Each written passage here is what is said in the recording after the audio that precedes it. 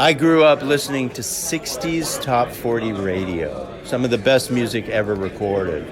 And so the Beatles, Hendrix is where I got my obsession with guitar started with Hendrix. But before that, it was bands like the Beatles, and it was Motown, just everything that was on the radio in the 60s. I grew up in the desert in New Mexico, and my love of music comes from songs.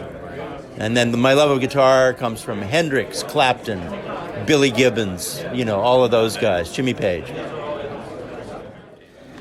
Okay, so I really love new guitars. I have vintage guitars. The environment I'm in as a studio musician, vintage guitars were always valued. But the truth for me is I always loved new guitars because they play like Ferraris. And there's no guitar that plays more like a Ferrari than Paul Reed Smith's guitars. Two things. Okay, so they play like butter,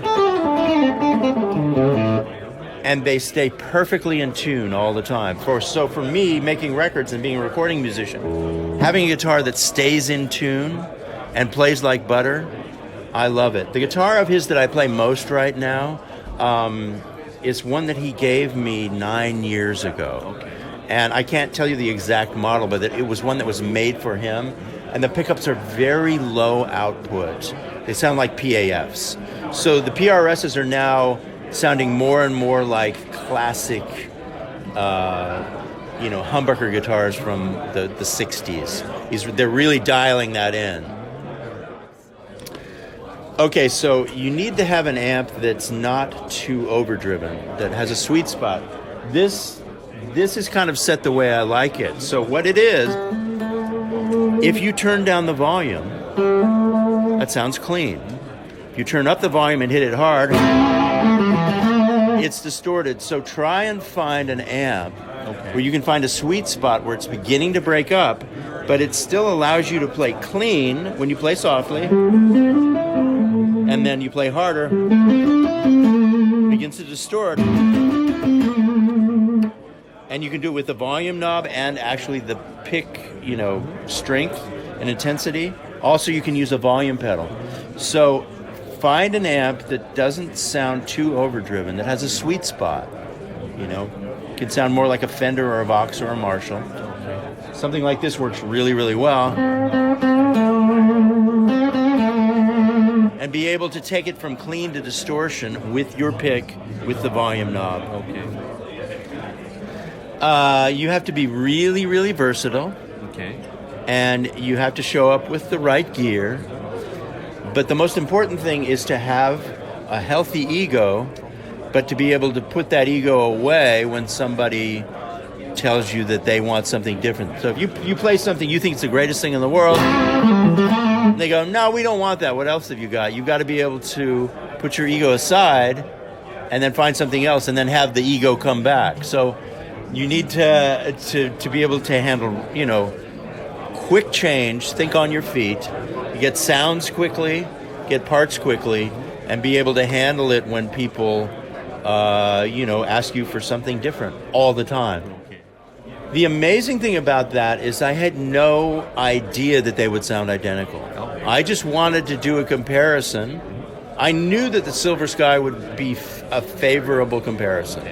I thought it would be different, but good. And I did the musical examples, and I was astounded that the two guitars sounded identical. I mean, Norm from Norm's Rare Guitars loaned me a $20,000 65 Stratocaster. And I had no idea that they would sound identical. I listened to that video last week and I thought, I can't hear a difference. And I did 4 different styles of music, and there was no compression. Those are just the amp tones. And I was surprised as you are. I think it's a credit to John Mayer and Paul.